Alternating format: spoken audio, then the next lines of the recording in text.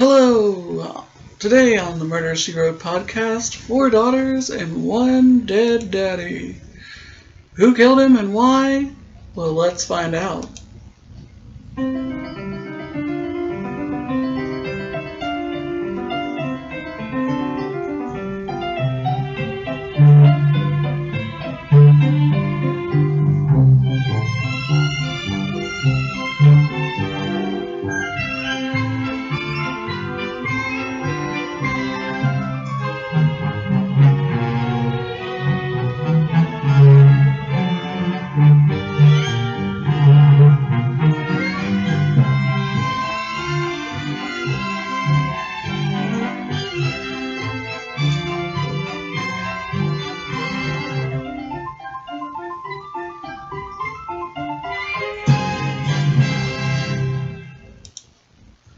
Hello, guys, and welcome to the Murder, She Wrote podcast, where I watch and analyze every episode of Murder, She Wrote, the hit 80s/90s mystery show that we all love, starring the wonderfully talented Angela Lansbury. Today we're going to be discussing the second episode, Deadly Lady, which technically is the first episode because the first episode was a movie, but whatever.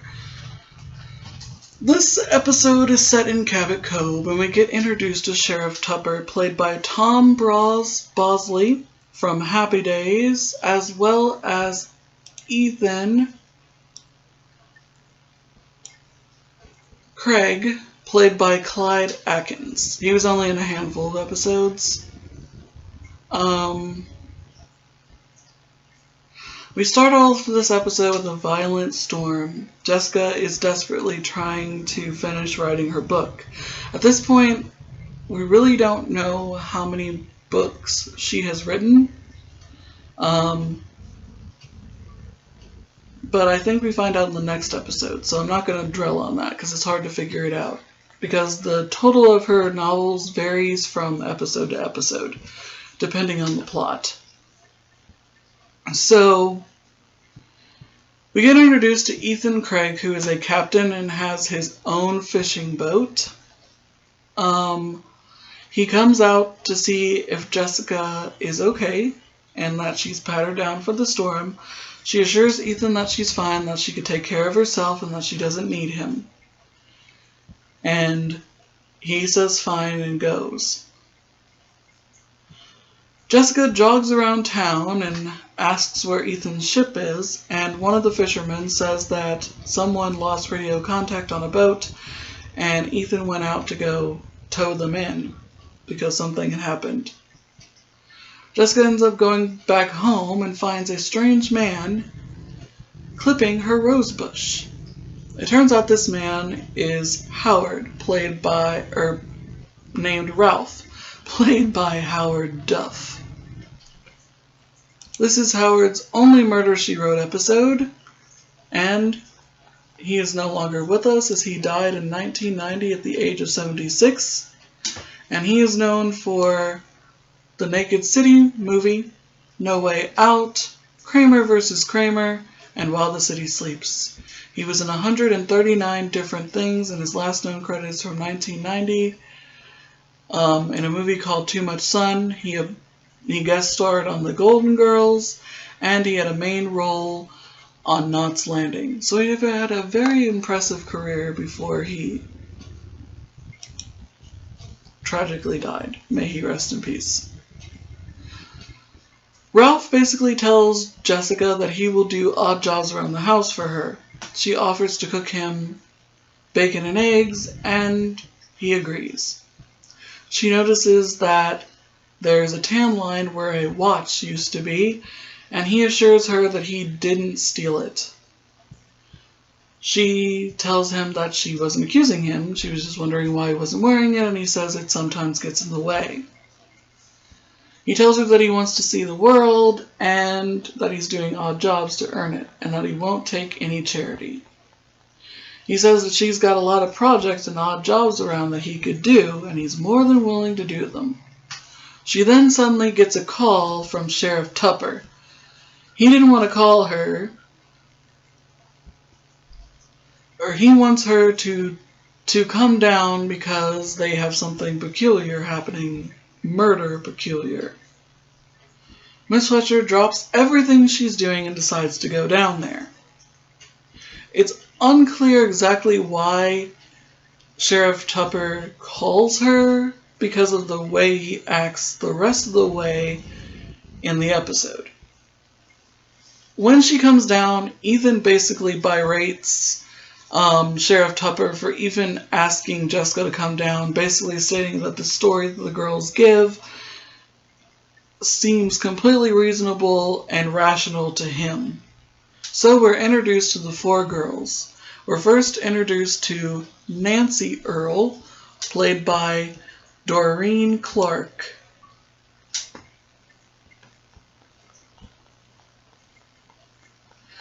She's still around, and she is known for The Warriors, 1979, Quantum Leap, Too Far to Go, and a movie called Daniel. Her last known credit is from the television series Providence in 2000, and she was also in a Mary-Kate and Ashley Olsen movie, Passport to Paris. She guest starred in Chicago Hope, Medlock. She was also guest starred in more than one episode of Murder, She Wrote. And she was also in a Perry Mason movie. So she's had quite the career. She's been in 32 different things. We then get introduced to Maggie Earl, played by Marilyn Hasselt. Hope I said that right. She's still alive, and she is known for The Other Side of the Mountain 1 and 2, 2 Minute Warning, and The Bell Jar. She has been in 26 different things.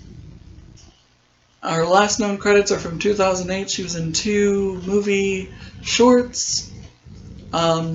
She guest starred in more than one episode of Murder, She Wrote.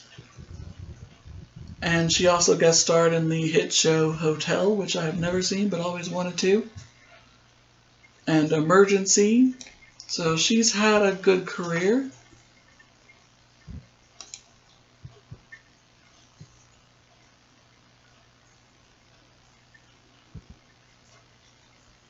Then we get introduced to Grace Earl Lamont, played by Anne Lockhart. Her character often wears glasses in this. Anne Lockhart is still living.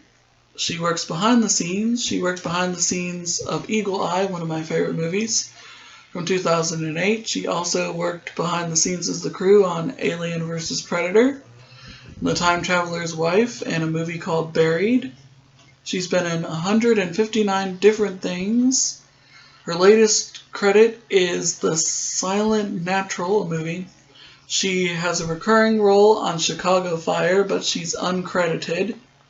She also apparently played a policewoman on all the Law and Order, all the Law and Orders, including Criminal Intent, the original Law and Order, and Law and Order SVU, but is uncredited for the role. So she's been in a lot of stuff.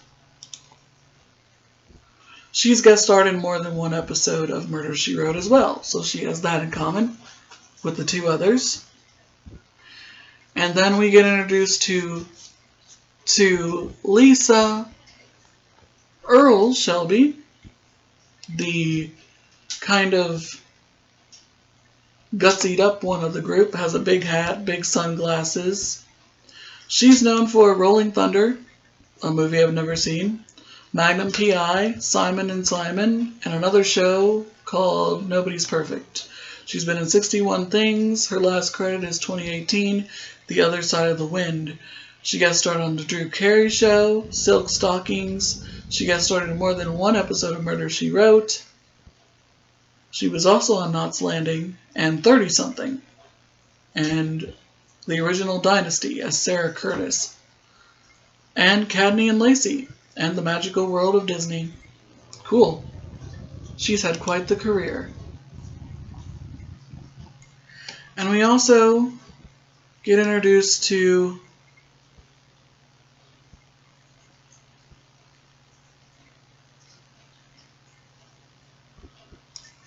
Nan.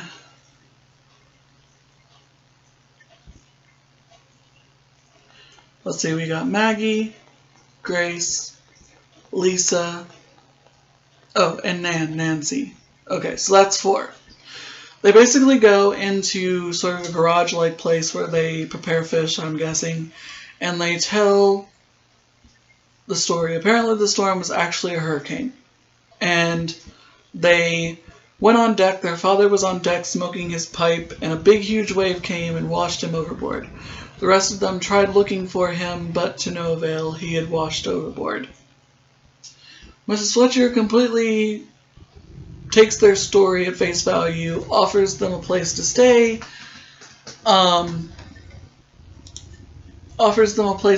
but they are staying at the local hotel. And Miss Fletcher takes everything at face value. She goes back home, and she gets a call about charges from Paris, which at first she thinks is Paris, France, but it's actually Paris, Kentucky. She finds Ralph laying on the hammock and in the backyard listening to Mozart. He basically says that he can repair her bay window and do odd jobs around the house if she would allow him. He ends up picking up a pipe that Frank used to smoke. Mrs. Fletcher gets all misty-eyed and decides to give it to him.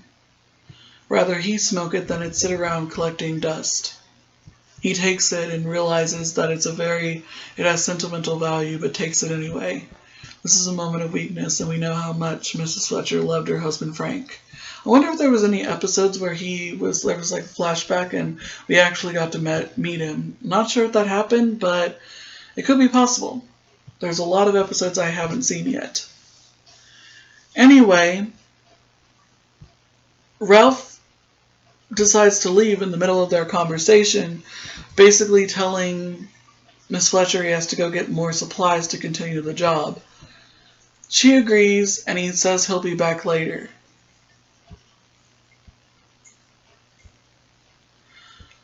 Later, as Miss Fletcher is doing her dishes, she realizes when she looks at her sink and realizes that the ship would have been dead calm when the hurricane was upon them, before it struck. So the story that they told wasn't the real story. So Jessica decides to confront them again at the local hotel, and Maggie ends up confessing exactly what happened. As it turns out, what they said happened didn't happen. Maggie admits to actually shooting her father. They got into some sort of argument.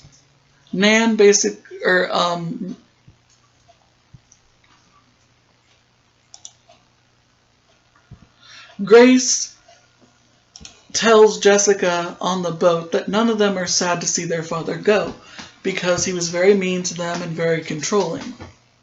Maggie says that her and her father got into a fight and she shot him and he went overboard. So the story that they had told before was a lie. Twist number 1. We then get introduced to Shelby's husband, Brian Shelby, played by Dec Romano. He's no longer with us. He died on March 21st, 1994 at the age of 52. He is known for Gunsmoke, The Loretta Lynn Show, Sword of Justice, and the original Dallas. His last known credit, being in 41 Different Things, was Another World, one of my all-time favorite soap operas that I used to watch with my grandma. He played Grant Harrison, but I don't remember him. He guest starred in a number of other episodes of Murder, She Wrote, and also Highway to Heaven. And of course Hotel. Didn't everybody guest star on that? And The Love Boat, and the original Dallas, and Fantasy Island. Oh, he was also on All My Children. He played Steve Jacob from 1982 to 1983. I don't remember him. Then again, it's really hard to find that year of All My Children. But he had a wondrous career before he died in 1994. And this one, he plays a really strange guy. He's concerned about finding the body of Mr. Stephen Earle, because then the inheritance will be able to go through.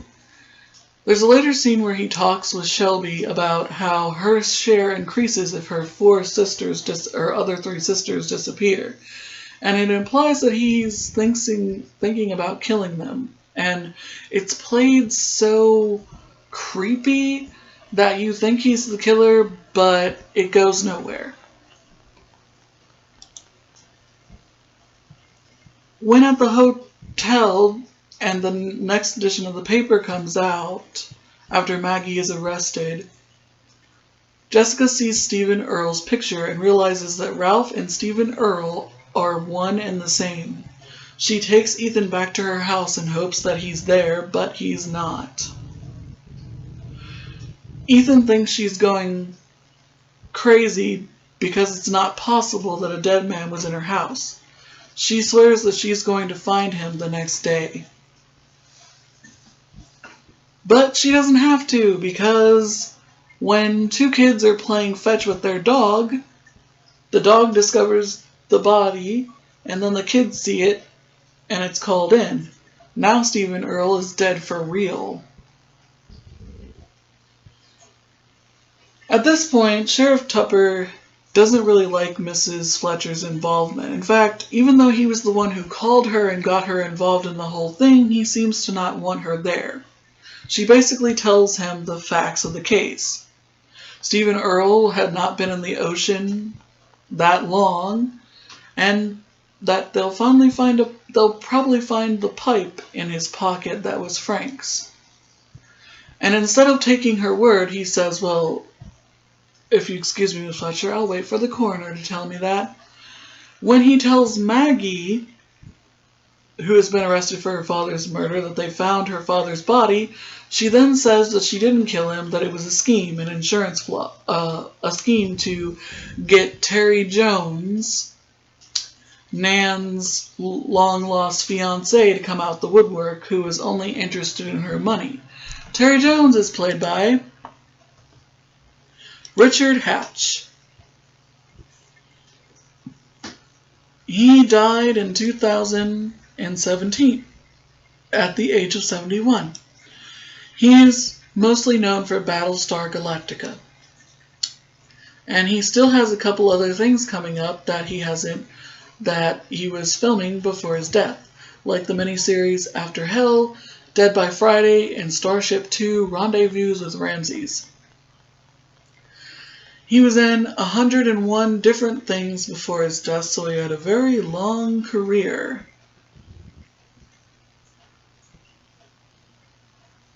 He also was in the original Dynasty. And this is his only Murder, She Wrote episode.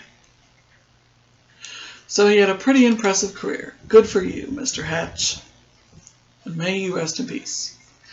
Anyway, at that moment, as they're leaving the cemetery, Terry shows up and says that he heard that Mr. Earle died on the news in Kentucky. Miss Fletcher knows that he's lying, and she tracks Terry and Nan down at the cemetery, of all places, and she basically talks to him when Nan's not sure she can trust him. She basically distinguishes that Ralph called pretending to be a reporter and told him that Stephen was dead. The scheme was that Terry Jones was supposed to come out of the woodwork to basically prove that what Stephen had said about him was true. He was just after Nan's money. So far he comes across as being genuine and loving Nan, but just wait. So, while on the beach, even though everything happens the way that Miss Fletcher said, Amos decides not to tell Mrs. Fletcher that he got an anonymous note in the mail stating that there was something of interest on the beach around 10 o'clock the previous night. Miss Fletcher goes to the sheriff's office looking for him, and Emma, the local sheriff's deputy that I don't think we see again, isn't sure she wants to tell Miss Fletcher where he is, but someone calls in, and Miss Fletcher overhears exactly where he is. She goes down to the beach, and a boy named Fred finds a pair of pink shoes. She realizes the pink shoes are probably Nan's, because Nan had actually designed her own sweater, which Miss Fletcher noticed when she first met her. So they go to the hotel and ask Nan if she knows where her shoes are. Nan can't find them, and then Sheriff Tupper basically hands them to her and says, "Are these your shoes?" She says yes. Sheriff Tupper tells her that they found them on the beach not far from where her father was found. She says she did not kill her father, and she hasn't even worn the shoes yet. Miss Fletcher asks her to put them on. She does. But Miss Fletcher says it might be a good idea for the sheriff to arrest Nan, just to make them think that they got the culprit. So that's exactly what he does. Meanwhile, Miss Fletcher stays at the hotel waiting for the other three, plus Shelby's husband, to come back.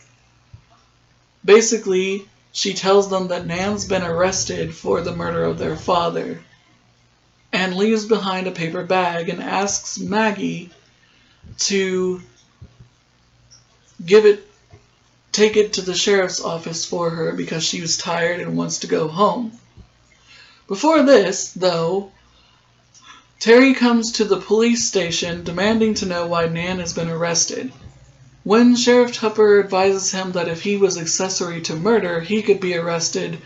If he knew about the murder, even one little detail, he could be arrested for it too, because in that state of Maine, they call it conspiracy, and the same sentence is given to the person who conspired with the person to kill the person as the person who killed the person. I know, confusing, right?